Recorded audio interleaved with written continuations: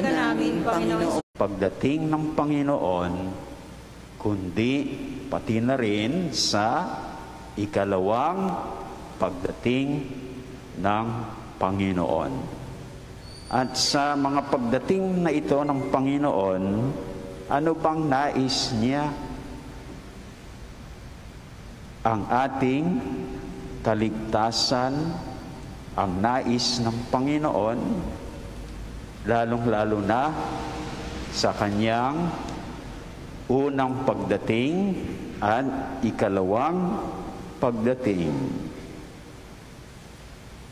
So, yung unang pagdating, siya ay dumating bilang Mesiyas o tagapagligtas. So, sa unang pagdating ng Panginoon, ginawa niya ang ating kaligtasan.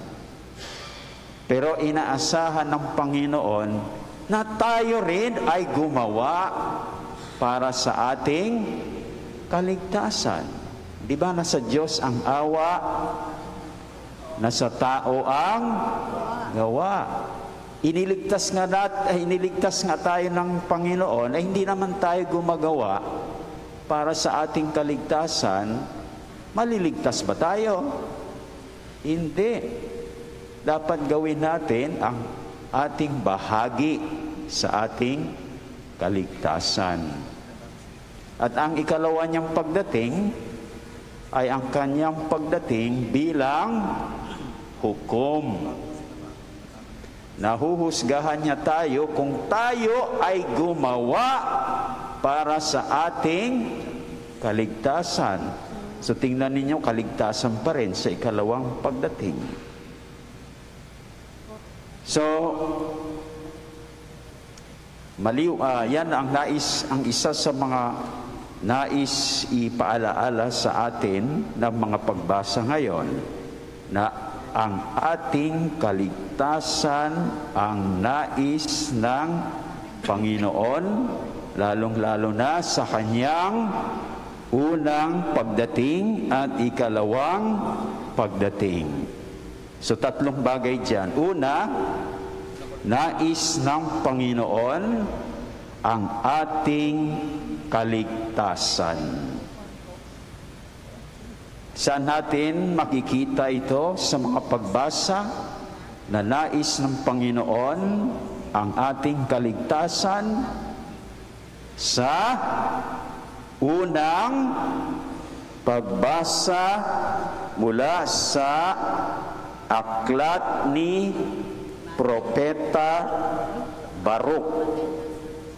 Ano bang sitwasyon dito?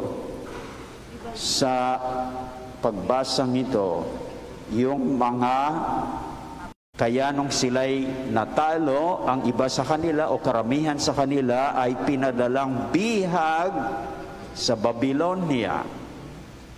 So nung bihag sila sa Babylonia, kawawa sila. Siyempre, bihag sila, kawawa sila.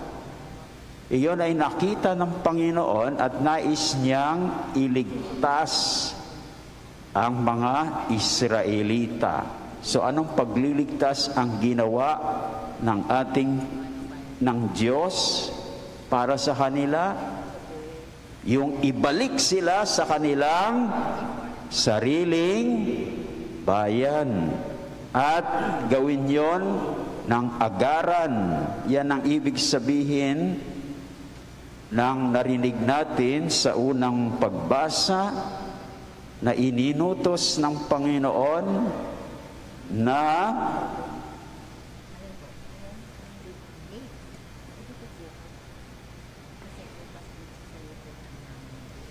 patagin, inutos ng Diyos na patagin ang matataas na bundok at walang hanggang burol, tambakan ang mga lambak upang panatag na makabalik ang bayang Israel. Ibig sabihin yan, gusto ng Panginoon na walang hadlang sa kanilang pagbalik. Kailangan agad silang makabalik sa kanilang bayang Israel. Yan ang ating Panginoon. Kung siya ay nagdadala ng kaligtasan sa atin, gusto niyang agarang mangyari yon sa ating nakita sa unang pagbasa. Ikalawa, nais ang ating kaligtasan, ang nais ng ating Panginoon sa kanyang unang pagdating. Maliwanag na maliwanag yan dahil sa kanyang unang pagdating, siya ay dumating bilang Mesiyas. Ano bang ibig sabihin ng Mesiyas? Tagapagligtas. Kung siya'y dumating sa kanyang unang pagdating, yan ay dahil gusto niya tayong maligtas sa ating mga kasalanan. At saan naman sinasabi ito? Anong pagbasa? Ito'y sinasabi sa Ebanghelyo ayon kay San Lucas. At kanino niya nais dalhin ang kaligtasang ito? Sa lahat ng tao. At yan din ay narinig natin sa Ebanghelyo. Nasasabi doon sa Ebanghelyo, makikita ng lahat ng tao ang pagliligtas na gagawin ng Diyos.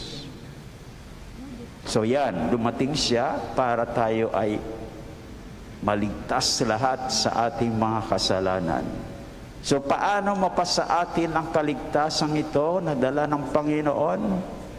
Ang sagot niyan ay doon sa pangangaral ni San Juan. Anong sabi ni San Juan sa kanyang pangangaral? Pagsisihan ninyo at talikdan ang inyong mga kasalanan upang kayo ay patawarin ng Diyos. Kapag tayo napatawad na ng Diyos, ayan ay ang ating kaligtasan. Amen po ba yun? So, gaya ng nangyari doon sa mga Israelita, nais din na dalhin sa atin ng Panginoon ng agaran ang kaligtasan ito. Kaya nasasabi din diyan, tambakan ang mga lambak, patagin ang mga burol. Yan ang ibig sabihin noon. Na ayaw ni Lord na mayroong hadlang sa kanyang pagdadala ng kanyang kaligtasan sa atin. Nais niyang agarang maibigay sa atin ang kaligtasan. So pangatlo, ang ating kaligtasan ang nais ng Panginoon sa kanyang muling pagdating. Siya ay darating bilang ating taga-hukom. At tayo ay huhukuman kung gumawa tayo para sa ating kaligtasan. So kaligtasan pa rin ang nasa isip ng Panginoon, na sana ginawa natin ang ating bahagi para tayo ay maligtas. Ngayon, kung hindi natin ginawa ang ating bahagi, o ibig sabihin hindi tayo gumawa para sa ating kaligtasan, hindi na ang Panginoon ang magkukondina sa atin. Tayo na mismo ang magkukondina sa ating sarili. Maliwanag po ba yun? So sa huli, ang sisisi. Hindi po ba? Sana gumawa ako para sa aking kaligtasan at hindi ako napahamak. So parang ikaw na ang nagkundina sa iyong sarili. Hindi pwede ang Panginoon dahil kaligtasan pa rin ang nais niya sa atin.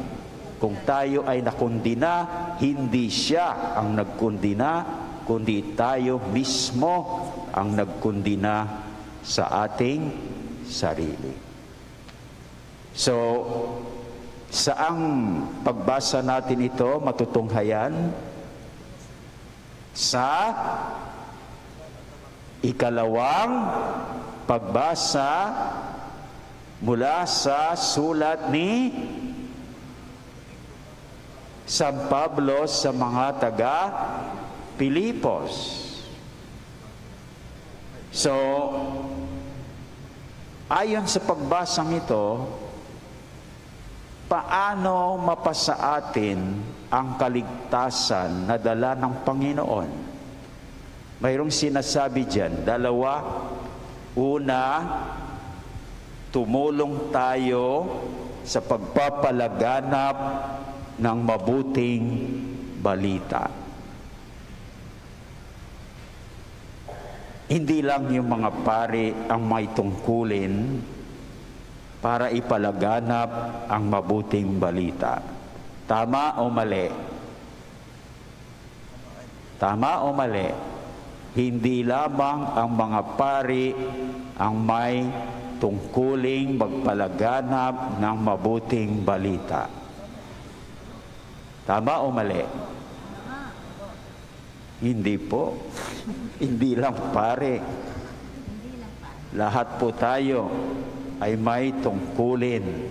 Kaya sinasabi diyan ni San Pablo, dahil kung pari lang, hindi niya sinabi, tumulong kayo, mga Pilipos, sa pagpapalaganap ng mabuting balita.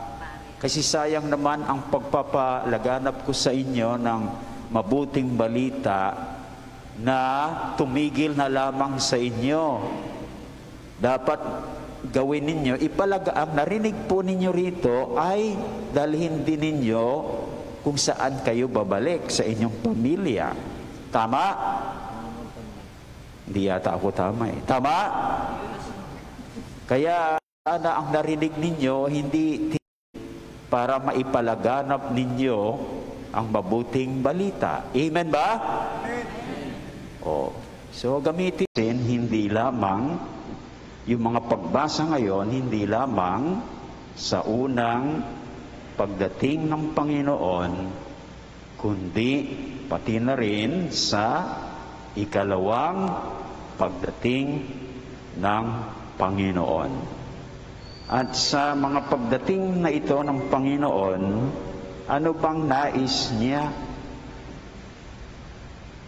Ang ating kaligtasan, ang nais ng Panginoon, lalong-lalo na sa kanyang unang pagdating at ikalawang pagdating.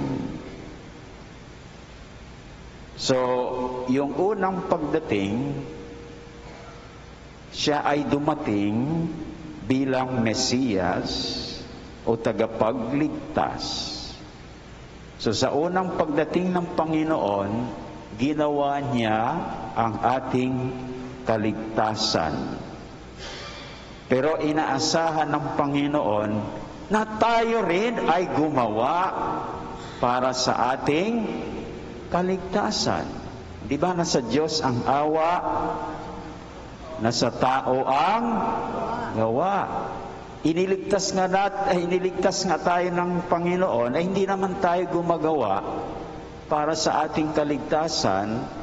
Maliligtas ba tayo? Hindi. Dapat gawin natin ang ating bahagi sa ating kaligtasan. At ang ikalawa niyang pagdating ay ang kanyang pagdating bilang hukom. Nahuhusgahan niya tayo kung tayo ay gumawa para sa ating kaligtasan.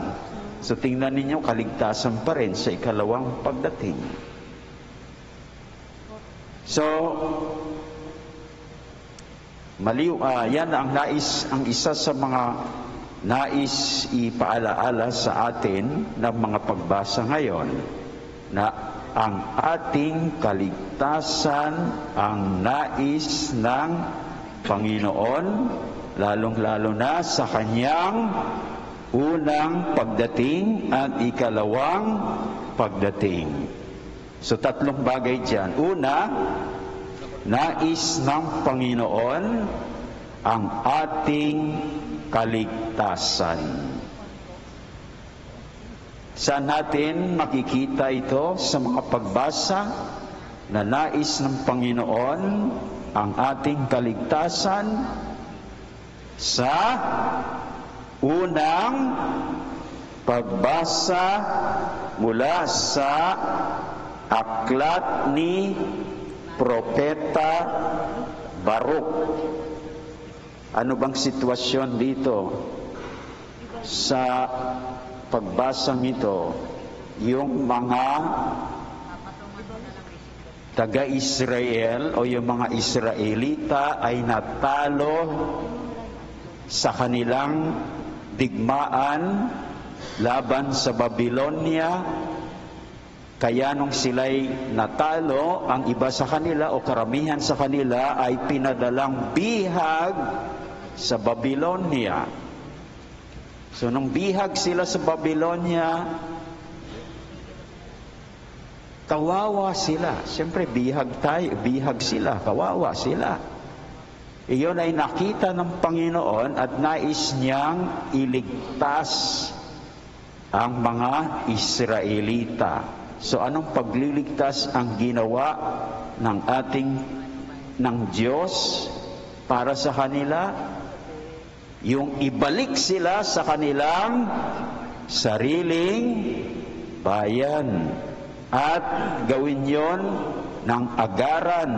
Yan ang ibig sabihin ng narinig natin sa unang pagbasa na ininutos ng Panginoon na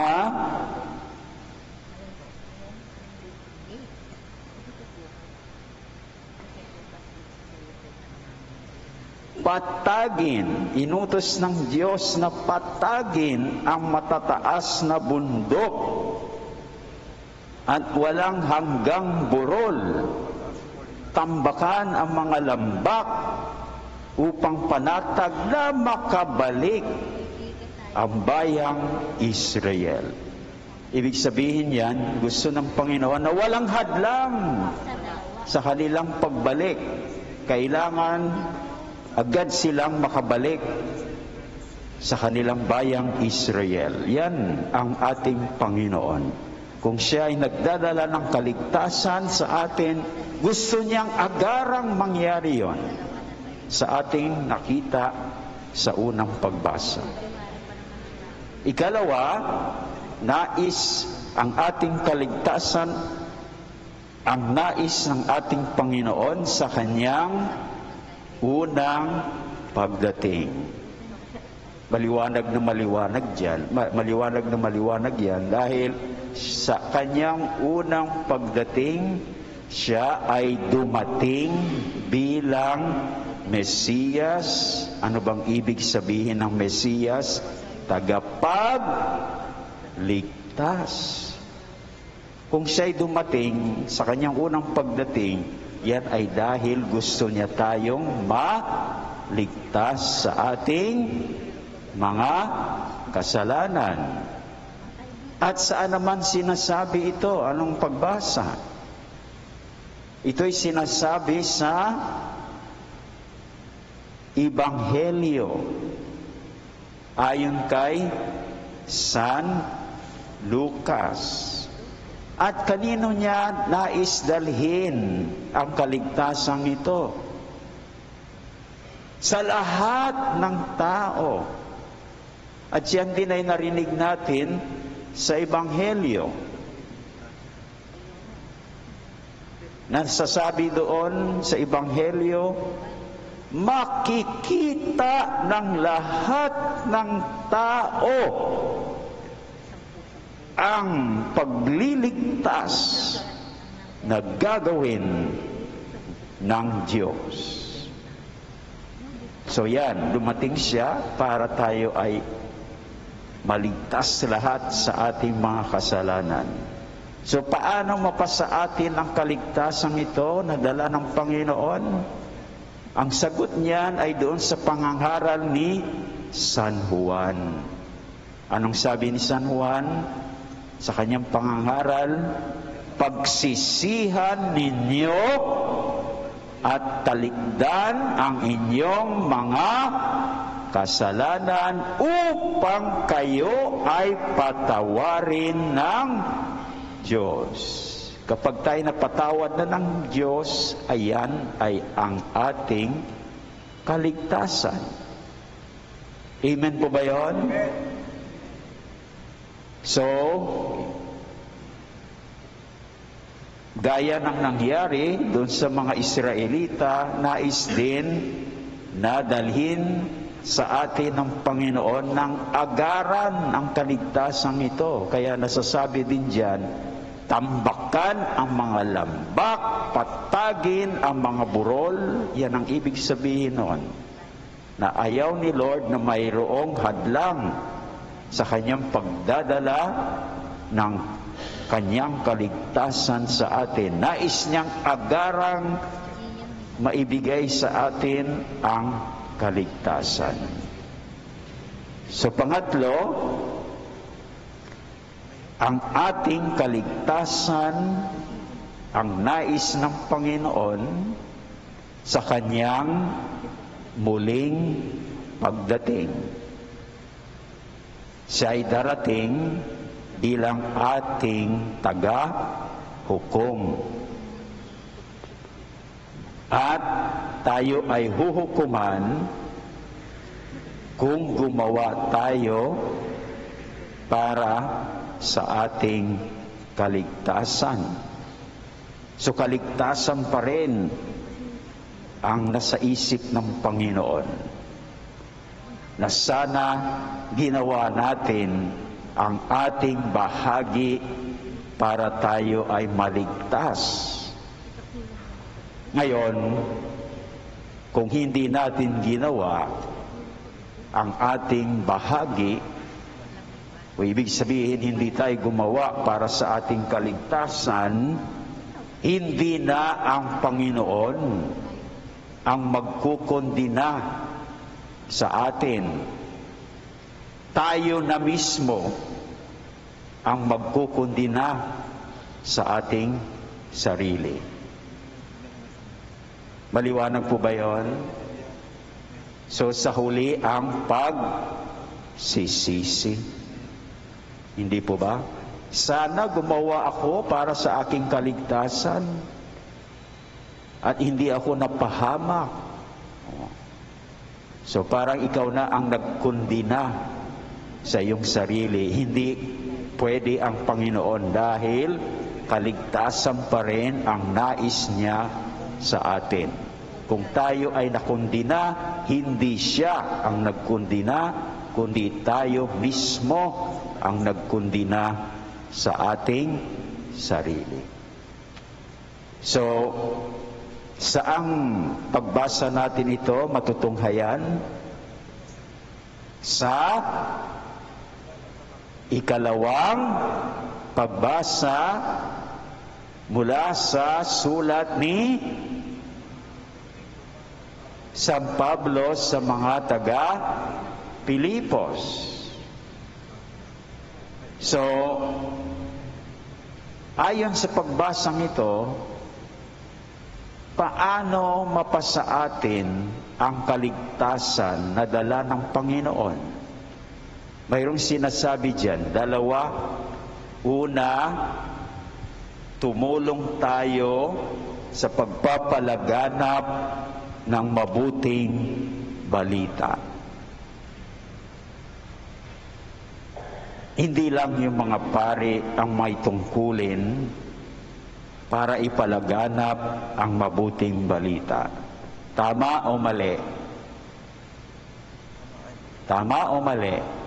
Hindi lamang ang mga pari ang may tungkuling magpalaganap ng mabuting balita. Tama o mali? Hindi po. Hindi lang pare. Lahat po tayo ay may tungkulin. Kaya sinasabi diyan ni San Pablo, dahil kung pari lang, hindi niya sinabi, tumulong kayo, mga Pilipos, sa pagpapalaganap ng mabuting balita. Kasi sayang naman ang pagpapalaganap ko sa inyo ng mabuting balita na tumigil na lamang sa inyo. Dapat gawin ninyo, ang narinig po ninyo rito ay dalhin din ninyo kung saan kayo babalik sa inyong pamilya. Tama? Hindi yata ako tama eh. Tama? Kaya tumutulong na nga ako sa inyo eh, di ba? Mayroon tayong pakisagot. Na-access ba ninyo yon? Na yun ay pwede nyong gamitin para ipalaganap ang mabuting balita. Dahil nandoon ang mga pagbasa tuwing linggo. So sana ang narinig ninyo, hindi titigil dito sa tenga nyo. Dapat lalabas sa inyong mga bibig para maipalaganap ninyo ang mabuting balita. Amen ba? Oh. So gamitin nyo yung tinutulungan ko na po kayo. Gumagawa ako linggo-linggo para madali sa inyo na matutunan ang mga salita ng Diyos, at dahil natutunan ninyo ay ipalaganap po natin. Simulan po natin sa mga kasama natin sa bahay. Siguro magtipon-tipon kayo at pag-usapan yung pakisagot. Amen? Di po ba? At ang ikalawa na sinasabi ni San Pablo para mapasa atin yung kaligtasan na dala ng Panginoon ay pag-ibayuhin po natin ang ating pag-ibig sa isa't isa na base hindi sa emosyon. Tama ba na may ibang tao na ang kanilang pag-ibig ay base sa emosyon? Dapat base sa malinaw na kaalaman o pagkilala sa ating minamahal o iniibig, at may malawak na pang-unawa para magawa natin ang pinakamahalaga para sa ating minamahal. Tama ba yon? Kasi kung lalo mong nakikilala ang iyong iniibig, mas lalo mo siyang iibigin. The more you know, the more you love. You cannot love whom you do not know. So yun. At kung ganyan ang gagawin natin, tama ang ating ginagawang pagpapakita ng pag-ibig. Kaya mga kapatid, ito ang mga tanong para sa atin. Una, patuloy po ba tayong nagsisisi at tumatalikod sa ating mga kasalanan upang tayo ay patawarin ng Diyos? Saan po ba natin ginagawa ito? Para ipakita ang ating pagsisisi at pagtalikod sa ating mga kasalanan kung tayo ay laging nangungumpisal. So yan ang una. Amen ba yan? Ikalawa, patuloy tayong tumutulong sa pagpapalaganap ng mabuting balita. Amen po? At pangatlo, pinag-ibayo natin ang ating pag-ibig base sa kaalaman at pagkaunawa para maging tama ang ating pagpapakita ng pag-ibig. Amen po ba yun? Kung ang ating sagot ay amen sa lahat ng tatlong ito, ginagawa nga natin ang ating bahagi para mapasa atin ang kaligtasan na dala ng ating Panginoon. So, dumating siya para dalhin sa atin ang kaligtasan, ginagawa naman natin ang ating bahagi para tayo ay maligtas. Amen? Amen.